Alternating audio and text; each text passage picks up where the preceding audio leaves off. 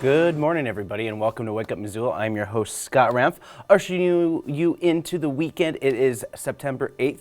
We are going to be jumping right in. Today is a kind of a big day because it is the kickoff day for the Big Read, which is going to be highlighting the Cold Millions, which is a book about the labor movements from back over 100 years ago. And on top of that, we got the Montana Book Festival happening all weekend long here at the Missoula Public Library. If you're interested in books and all that kind of stuff, you can check out the Montana Book Festival's website. Also, you can go to the library's website, missoulapubliclibrary.org, for more information on that. In terms of news, one thing I also wanted to mention is that MCAT will be planning on moving into the new city council, moving back to the city council chambers sometime in the next couple weeks, and you'll be seeing some updated footage instead of seeing some of the more Brady Bunch looking Teams/Zoom. So we're kind of getting out of the whole hybrid kind of model in terms of looks, but we're still going to have that component installed for folks that cannot physically attend the meeting but still want to have their voices and their concerns heard at the city council meetings on a regular basis. It's just your viewing pleasure will change for the foreseeable future within the next couple of weeks. So that's some basic information here right now. As we're going into the further, as of next week, we will determine who's going to be the top two contenders for the mayor of the city of Missoula, Montana. Right now, it's going to basically cover the last 2 years of John Engens, who passed away over a year ago. This is kind of like a ranked choice voting to get the top two candidates before the November election, and then when they get the November election, they will be fulfilling the last 2 years of John Engens' term, and then that's when they're going to have our more general, and things go back to what's considered normal. And it's been really confusing just in terms of, but it's all state law policy. So they have their first election, which Jordan Hess prevailed when they held a city council only election in which city council got a vote on this. But now this is back to the voter of the people, in which this would basically be a 2-year term for the mayor. And so I think they said that there's a potential to have 3 different mayors in the span of 3 years, based on just the way that the rule of governing and mayorship in the city, in towns like Missoula. So that's kind of what's happening. The primaries are September 12th. If you want more information, you can call the Missoula Elections Office at 406-258-4751 for more information. Again, that number is 258-4751 for more information about how you can learn about your voting status and stuff like that. They are usually open from 8 a.m. to 5 p.m. and they are located on the corner of Wyoming and Russell Street. So that's interesting going on there as well. In terms of other news, moving forward, let's see here. So Montana Governor Greg Gianforte asked this week to dismiss a case involving a veto of House Bill 442. That House bill had to do with the fact of reallocating taxed cannabis, recreational medical use, that would go towards roads. And so this was a bipartisan supported, but then at the final hour of the legislation session, I believe it was like maybe just a couple hours, they said it was like the last 2 hours, they mentioned it to somebody, but they didn't spread the word in the session. So in a way, they vetoed it during the session, and then as a fact, that was one of the reasons why they couldn't necessarily overturn it with another vote as well. So there's a lot of weird things, and so this whole lawsuit is as a result of some of this stuff going on here. And first and foremost, this is going to be a big part of this is going to be moving towards closing any kind of loophole for the foreseeable future. If a governor who has the veto power to remove laws and bills that are going to his desk, just the ability to do something about any kind of veto thing. So there's transparency in terms of our Montana Constitution, in which I'll talk a little bit more during my city council segment instead, because we had no city council this week because it was Labor Day weekend, and also there's no committee meetings on the Wednesdays. So as we're jumping right in, So back to the June Forte, the House Bill 442 would have given Montana $50 million in revenue for roads. The measure received 131 votes in its final passage out of the 150 lawmakers in the House and Senate. This is a loophole of lawmaking status where a long litigation may bear fruit in the powers being wielded by the state and many close to it. However, making law through litigation is difficult compared to the legislative method, which requires votes. So Judge Mike Manaham will decide if this case is worth pursuing based on the law, and in many ways, this seems like to be on par with the law.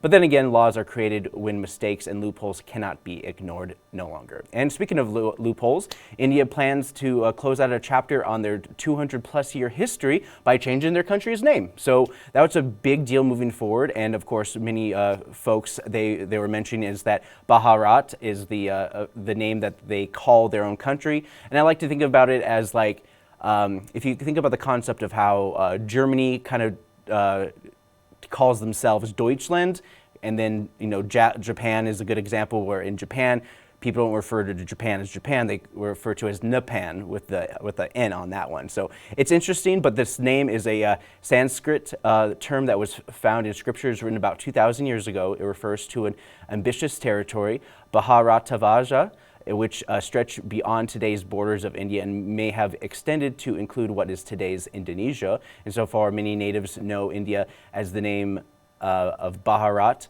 along with a couple others too. Being recognized as a different name isn't anything new. Like I said, Japan and even Germany, it's like the world knows it as a certain name. And one of the big things is that Modi, the prime minister out of India, basically during the G20 wanted to be referred to as the Prime Minister of Bharat. So it's basically spelled B-H-A-R-A-T. And if I'm butchering it, I apologize. So under Modi, many economic changes occurred to get the country back on track, along with the fact that India landed a spaceship on the moon. So there's a lot of good will towards Modi and the policies moving forward with that. So let's go back to the United States. Actually, a little bit more, there's also more information in terms of how India's and U.S. relationship is starting to improve a little bit more. One of the big things is that India wanted to remain neutral on the fact that when Russia invaded Ukraine, they still dealt and dealt with Russian for natural gas and oils and stuff like that. So they still had an active trading agreement with Russia. Right now, one of the biggest concerns is China. And so part of their policies moving forward is that they're working with the United States to strengthen those ties. And in many cases, the border, there's been a lot of interesting border disputes between India and China. One example is basically those fisticuffs that are happening on the border just between India and China.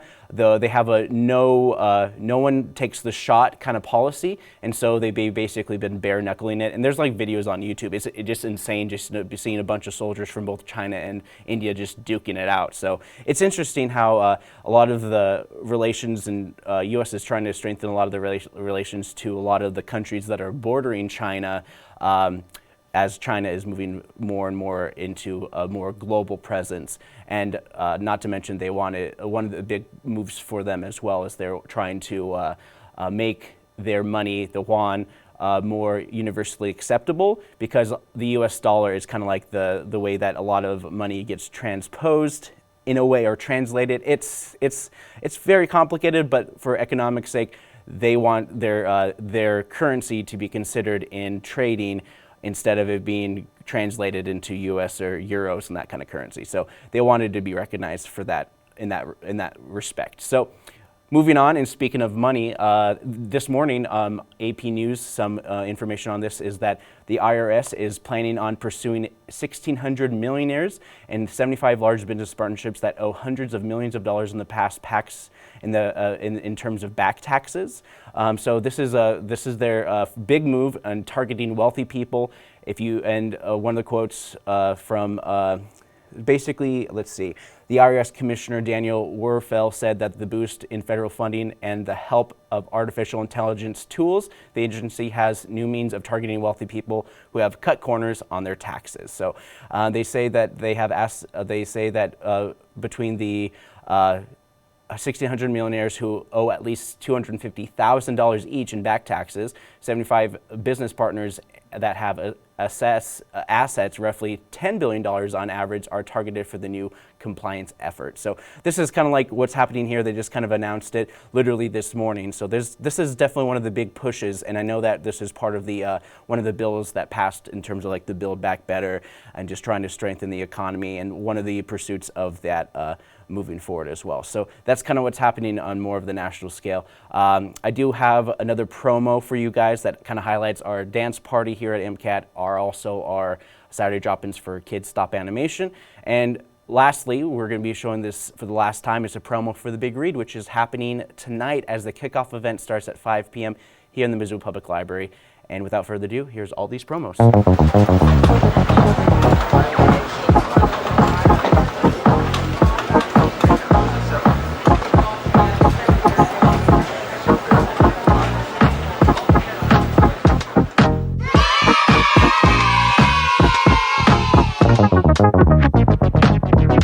You have to wake up! Listen to me! MCAT's kid-centric activity is back with Saturday drop-ins starting September 2nd. This weekly creative experience lets kids use stop animation to breathe life into their Legos and more. They're only limited by their imagination, and here at MCAT we promote creativity for kids aged 8 to 14. Join us inside Missoula Public Library every Saturday from 1 to 3 p.m.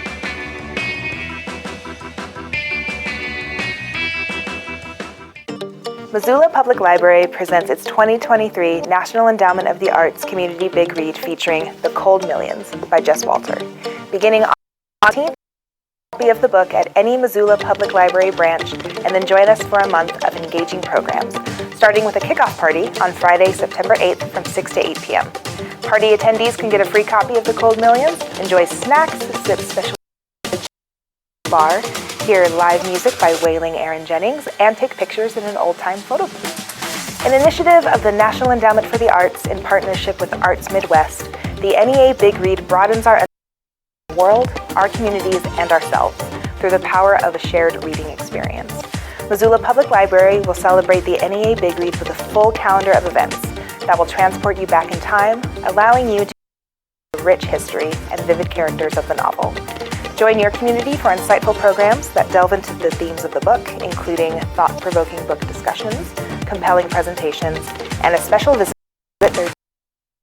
We invite you to stop in at any of our Missoula Public Library branches or visit www.readmissoula.org for full program details. See you there.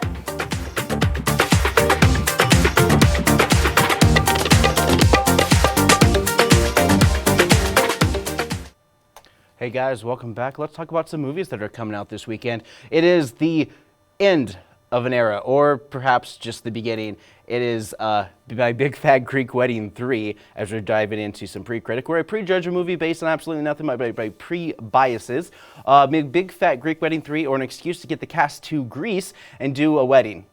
Who's getting married?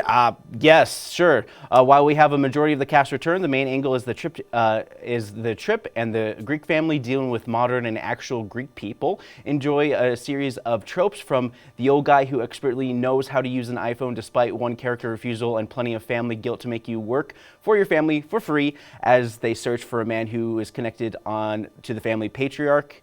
Only for things to go exactly how good the vibe type of film can be. So it's kind of like a Hallmark original movie, but on a higher scale with some interesting kind of humor choices for sure, and plenty of laughs from American Greek perspective. Then we have The Nun, Part 2. We come back to a sequel, a series of movies that brings a demon in nun form, or as some boomers would like to say, evil nun. Was there ever a good one? Anyways, watch as we see a commune of nuns being attacked by an evil nun, and I assume there's just some kind of cult things happening, which... oh, sorry. Anyways, I'm being cast down. Anyways, the cult things happening, which results in plenty of jump scares and plenty of false senses of security before the nun attacks. Get spooked, and things only get worse when they get their rulers out. Finally, we have yet another horror film, but this is a love story. It's called The Animal. Oh, geez, I'm starting coughing now, but We have a film about a girl who falls in love with a mysterious new person in school, but she has a dark secret, like werewolf-type energy. In a film about a monster love despite society wanting you to date someone safe and predictable. Boring, who wants to do that? It's an allegory for puberty, as they must tame the beast inside or she will destroy everything she loves. But first, a series of jerks who deserve it because, you can't have a horror film without a couple kills and a couple guys who said, hey, you're walking like that, and then there's like, how dare you, werewolf, kill, dead, all that kind of stuff. They always have to have those kind of like kill, like, because they have to make characters who are just like, okay, this person's irredeemable, let's let's do this to this person. Anyways, before I die, we're gonna jump on over to dubbin stuff from the 1932 movie Baby. Whoa! This storm is getting crazy, isn't it? The ship just keeps moving back and forth and back. Oh, you have enough of that. I do not want to hear you talking about this boat swaying back and forth. How about a song? It's not, no. Oh, I was on a, This isn't a time for singing. Maybe you're right. Maybe I should just stop screwing around. This is that kind of... Oh, you think so? Knock, knock, knock. Hello, anyone in there? Oh, don't worry, I'll sing you that song later. Oh, good day. How are you? What is he up to? Whoa! I'm really sorry. It was the boat. You don't get this kind of service on a Carnival Whoa, cruise. whoa, whoa. Let me stop you there. Hey, you're the one that barged in my room. One could say that I fell for you. Oh, by the way, I'm John. Oh, and since you're here, could you replace this chair? It's getting kind of, Well, it looks like the A-plot's about to, unfurl. Hold on. I'm just getting my hat ready. I gotta wipe off my hat. All right, so the, reason I, came here in the first place was I wanted to... Whoa! Even the waves... You better stop and give up. She's not worth it. Get out of here. Come on, let's go. Oh, sun's out, guns out, everyone. Am I telling you right? Oh, I get what you mean. You see that gentleman over there? Who won? Hurling? Who Well, two? let's just say that he's the perfect man. Well, I don't think he's actually hurling. I like yo-yos. Woo! Yeah. The humidity from the storm really curled my hair. Yeah. My hair is all disheveled just like yours. Perhaps maybe I could pick up that accent too. You're making fun of the way I talk because this is the way that everyone talks where I come from. And if you don't like this, they look at you weird. Well, maybe if I can say a couple words like you. I don't see why not. As we say in Mississippi, Mississippi. Where do you come from in Mississippi anyways? If you don't mind Mississippi City, Mississippi County, Mississippi. It's that simple. And if you can't follow, then get on out of here. It's a lot of spelling, a lot of the things for postal codes. So what do you guys like to do for fun in Mississippi, by the way? Nothing particular. Come on, you gotta tell me. Tell me right now. Alright, you wanna hear about it? We look at the Mississippi River. We look at it all day long. That's all we ever do in Mississippi. We look at the Mississippi River. Oh, Mississippi. Davy Jones, Poseidon, I want you to hit on that one gal. It's not cool. You're a worker on this boat, and she's just a passenger. It's not what we do here. Well, maybe I'm not as devoted to the sea, man. I'm thinking about quitting. Is that okay with... Well, it was nice knowing you. Good luck. Well, I got some bad news for you. Alright, spit it out. That Yo-Yo guy is married. Oh, darn. Looks like I'm gonna have to go back to Yo-Yo Ma. You know, because his name's kind of sad. Yeah, we get it.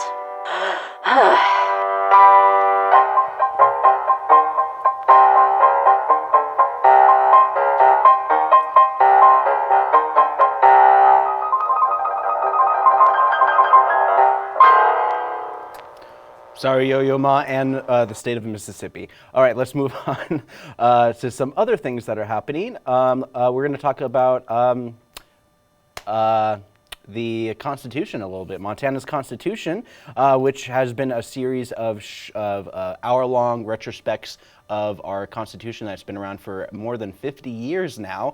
And as a retrospect, Evan Barrett out of Helena Civic TV has presented a series of folks and brought a bunch of folks from different parts of the Constitution process. And first and foremost, we're going to kick things off with our former Senator Max Baucus talk about the importance of the Constitution. And here he is. Now, let's talk a little bit about some of the content. Some of the primary things that make the Montana Constitution stand out. The right to know is open meeting. We have a real strong provision on that. Your thoughts? I don't know if any other constitution in the state has a provision as strong as ours. Yeah, it's sunshine. The right to know. It's open. It's transparency. It's open government. It's sunshine. And I'm sure it gave Montana governors fits, other office holders fits.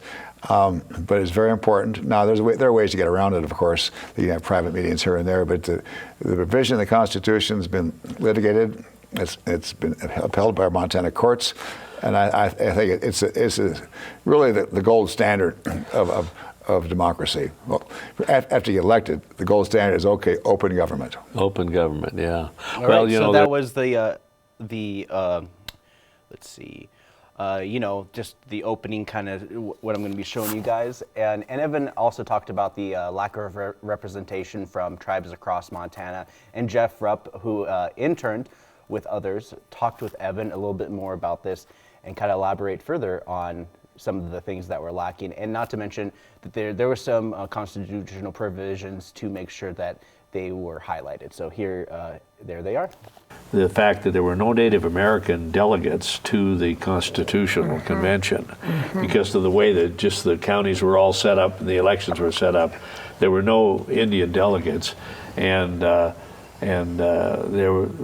was some struggle to get some things into the Constitution about Indian culture and Indian education. And Rick was, I don't know, were you listening when he was on the floor arguing on Indian education for all? He and Dorothy Eck, who was big on that as well. We had those discussions on our committee as well. Yeah. The arguments, the articulation of the rights and the voices of the Native Americans in our history, and how that they deserve to be mentioned in the Constitution. And have their history reflected in the Constitution, and also we ended up with Indian education for all, which took about 35 years to implement. It did. Which and that's, by the way, a good. I always look at that as a good a way to understand why it was a good thing when the Constitution in 1889 said if you're going to be in the convention delegate, you can't be an elected official, because if the legislators who were really mad about that at the time, they wanted to be in the convention. And it would have been the same old, and so if you take the Indian education for all, when it was handed off to the legislature, it took them 35 years to get it done. All right, so there's a good example of, just because it passed in the Constitution, it's going to affect laws right away. And in that instance, it really didn't. It took a while for it to move forward. And in terms of some of the effects of the Constitution is clarity. Manning Ellingson, the youngest delegate, spoke about this and voting in general. So this is what she had to say.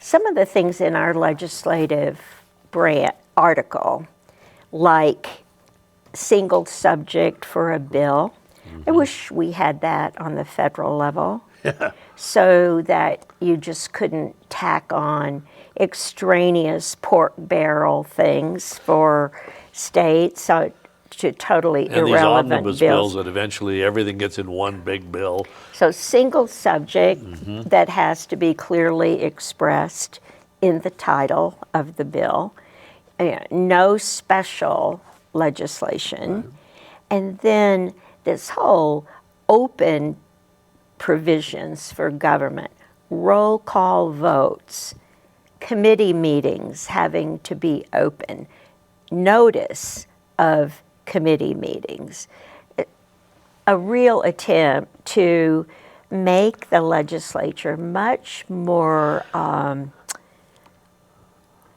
open, obviously, and transparent. I mean, so people really could figure out how people voted on things.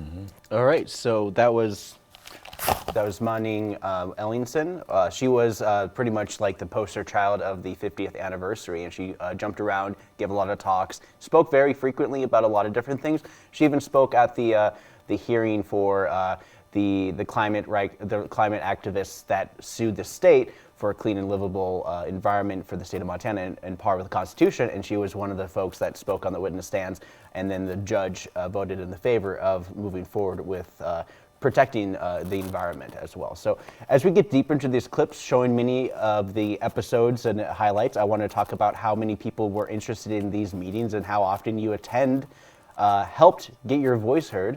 Marshall Murray talks about the sessions as they were happening.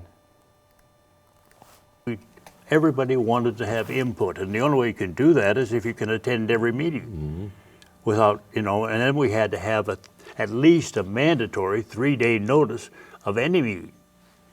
And so they couldn't have surprises. And of course, we're a people's group. I wanted people all over Montana to be able to get in, so we were publicizing everything.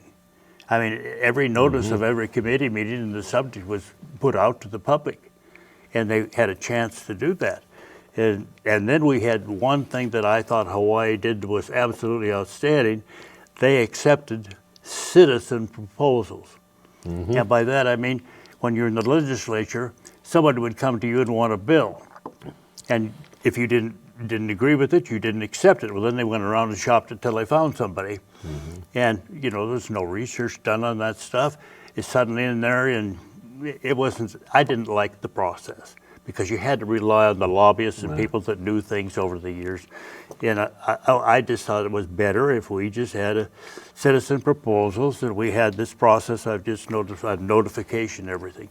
And they accepted that.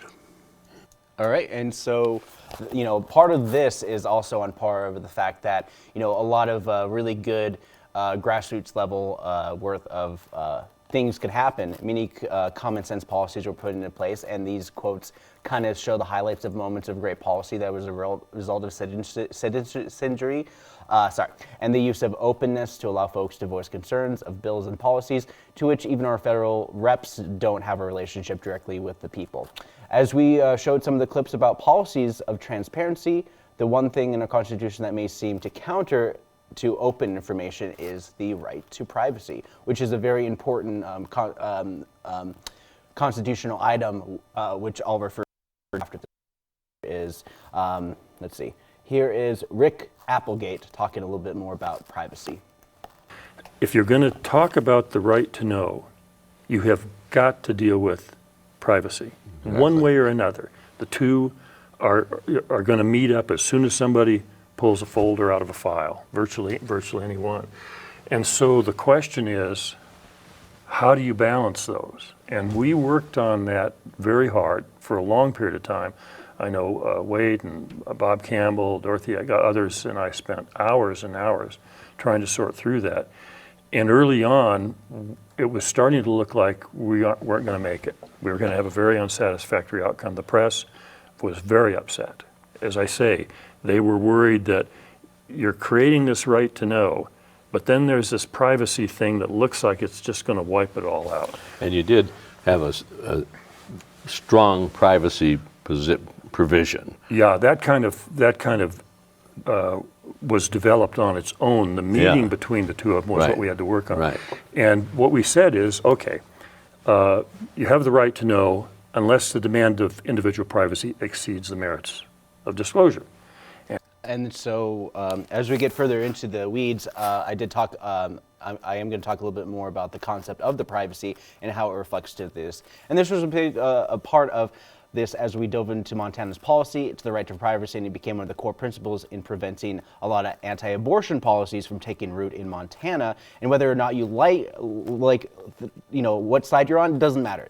A person's right to do whatever they want is their business as long as it doesn't infringe on other people's rights. So this constitutional right was also looked into in the last constitutional session, in which a lot of the provisions should be like, oh no, wait, if the unborn child has personhood, then they have the right to life, privacy, and a clean, livable environment. And so that was one of the provisions that were put into place in this last legislature session, which ended up being voted down because a lot of coalition of doctors came forward, especially those who worked in youth hospice care, because in many respects, with a new law to basically giving personhood to an unborn child, that means that the medical doctors would have to do everything in their power to save the child's life. And if they knew for a fact that this child was going to die, the law would basically force them to try to save I hate to say this, a doomed child, without the prospect of having parents have their final goodbyes, which was a big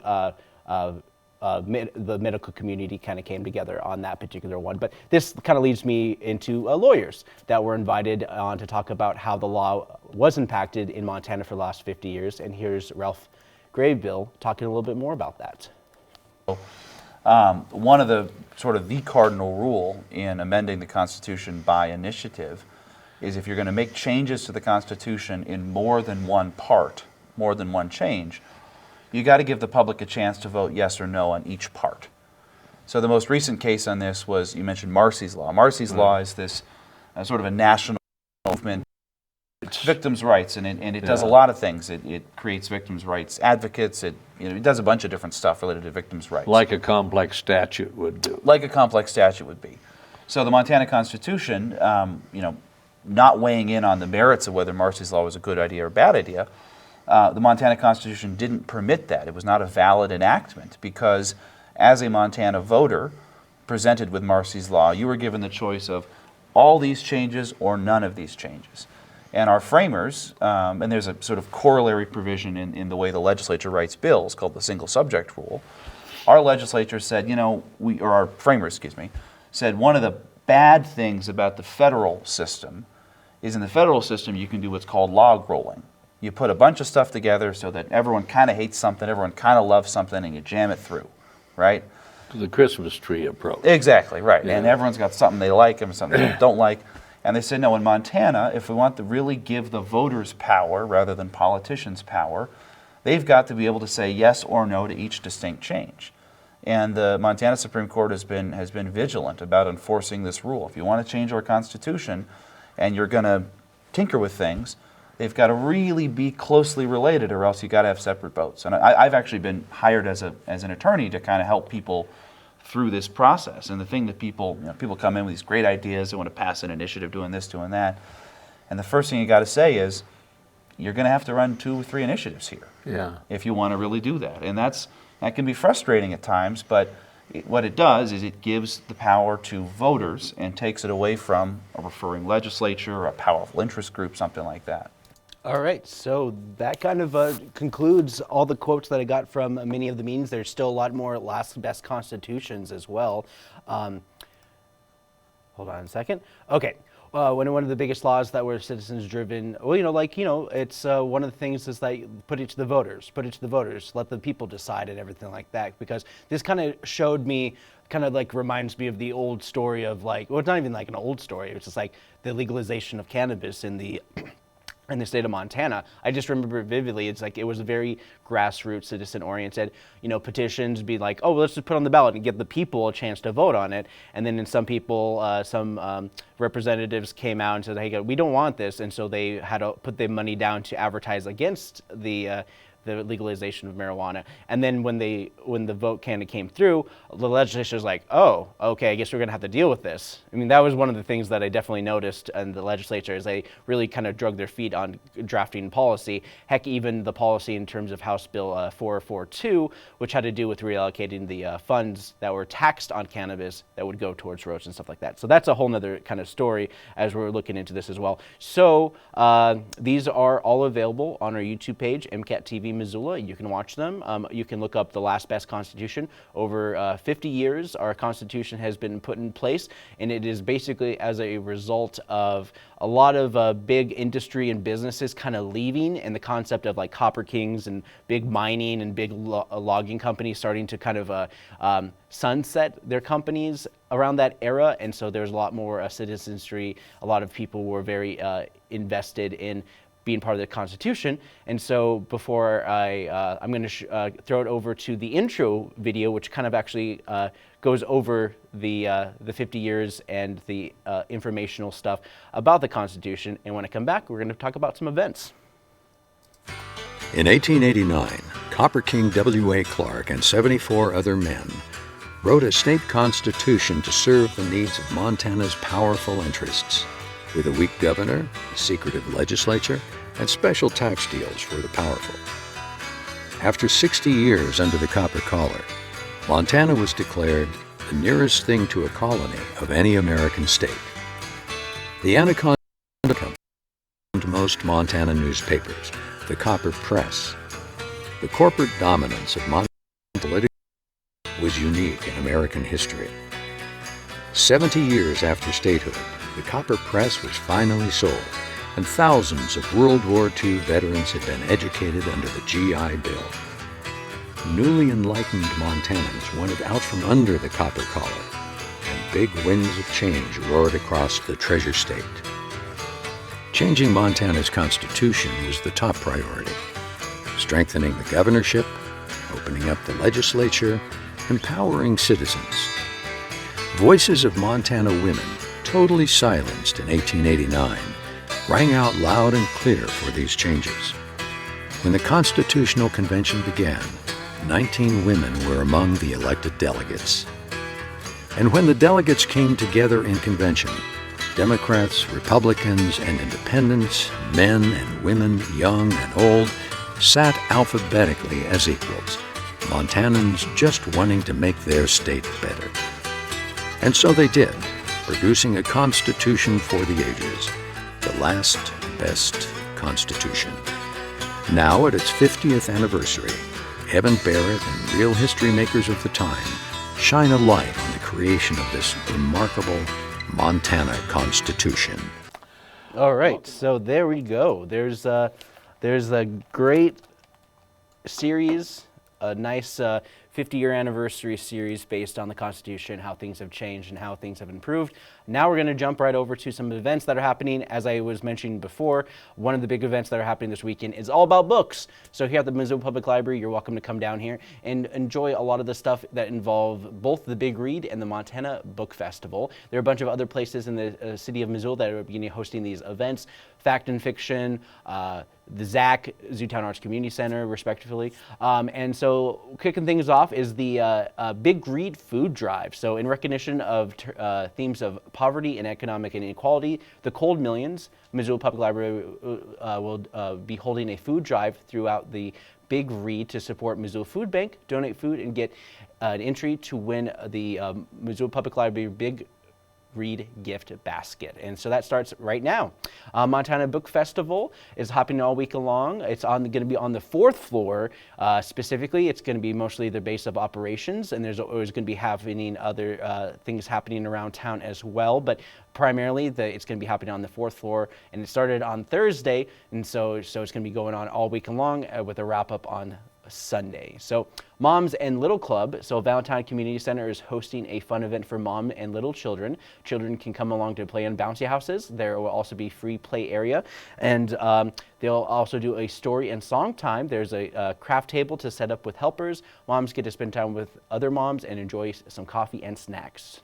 Basic Silversmithing Lifelong Learning Center. This is one of the many things that the Lifelong Learning Center does. This is kind of like pay to get certified in certain trades and some certain things as well. Also, you have the ability to teach as well if you have an expertise in certain fields. Lifelong Learning Center is a kind of like a night school education, adult, continuing night school kind of stuff. So it's a lot of good opportunities with that, and if you want to improve and even get like certain certifications so you can get better jobs further along the way. They also have a welding, so you can get a welding certificate, which would be pretty cool. So Poetry Roundtable, Missoula Public Library, like I said, this is going to be 10 a.m., and this is part of the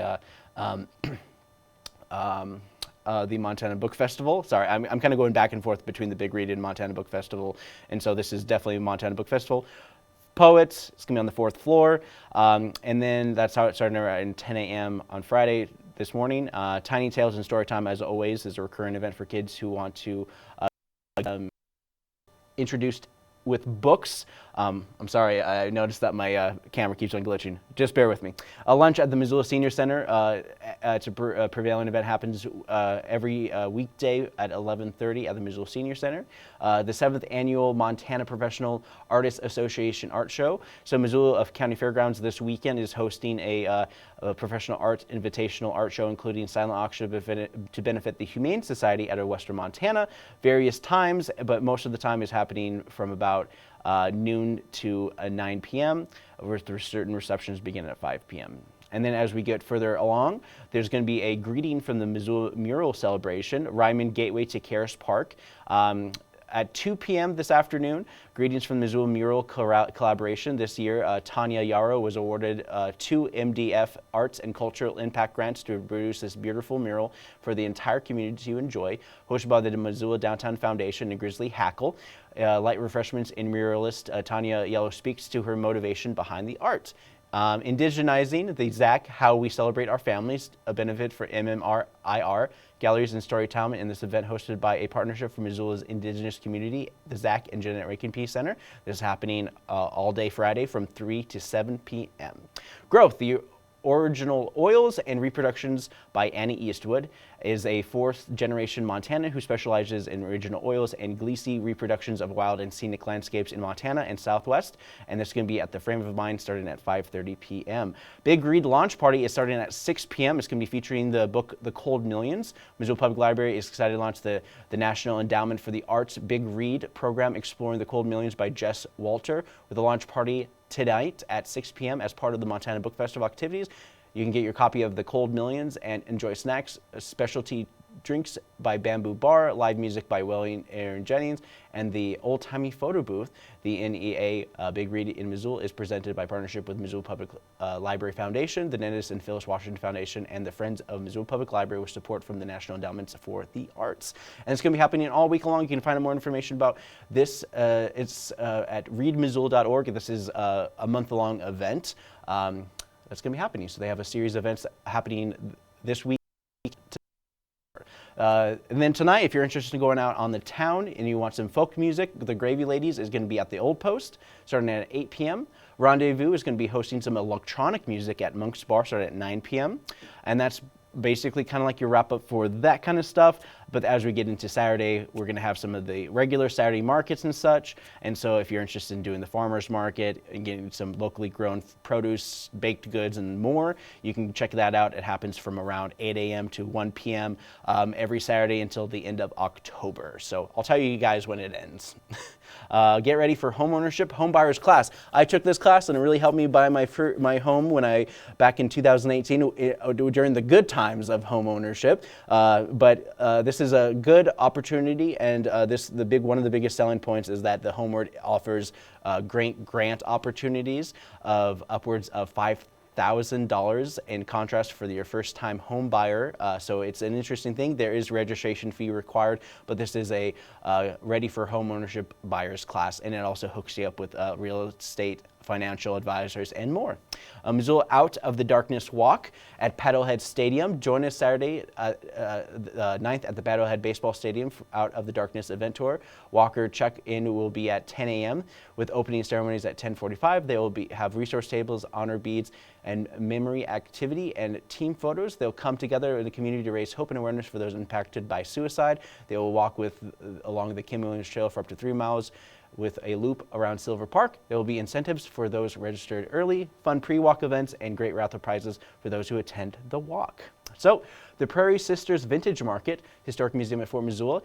Shop the best vintage and handmade vendors in the area. Enjoy delicious food and beverages. The door, and this is going to support local business owners.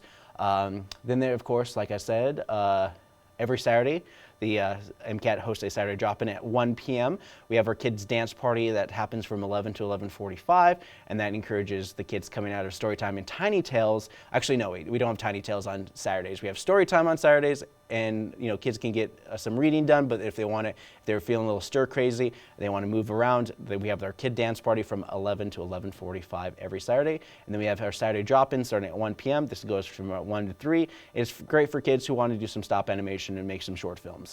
Makerspace, beginning circuits and soldering. Make a Meow Mixer. Come to the Makerspace for an introductory electronics workshop to make your own cat-shaped Meow Mixer circuit board. Each patient will solder their own free cat-shaped electronic badge with instructor Cody Kinsey. Once assembled, these badges will feature 2 eyes that glow in a choice of colors, manipulated by turning color adjustment knobs. Recommended for high school age or older. Registration is required and available at the Missoula Public Library's website. That's happening on Saturday at 4 p.m. And then, of course, they have the 32nd annual Mud Garden Party. Missoula Urban Demonstration Project is hosting the garden party to celebrate everything that is the mud. Their demonstration project helps people learn about sustainability, growing gardens, and more, as they have a tool library in which, like MCAT, we check out camera equipment and television stuff. They check out gardening tools and more at the mud area as well. And so they're doing a garden party starting at 6 p.m. on Saturday.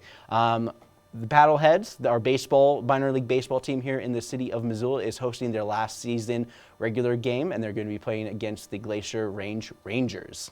Then if you're interested in doing some music on a Saturday night, Louis Bondo is going to be at the Old Post playing some folk music starting at 8 p.m. Snacks at midnight, Jacob Roundtree is playing some rock music at Monk's starting at 8 p.m. Solid Snake Karaoke in the Bulldog Lounge at the Westside Lanes and Fun Center starting at 9 p.m. DJ Chris Moon every Saturday at 10 p.m. doing some DJ music at the Badlander.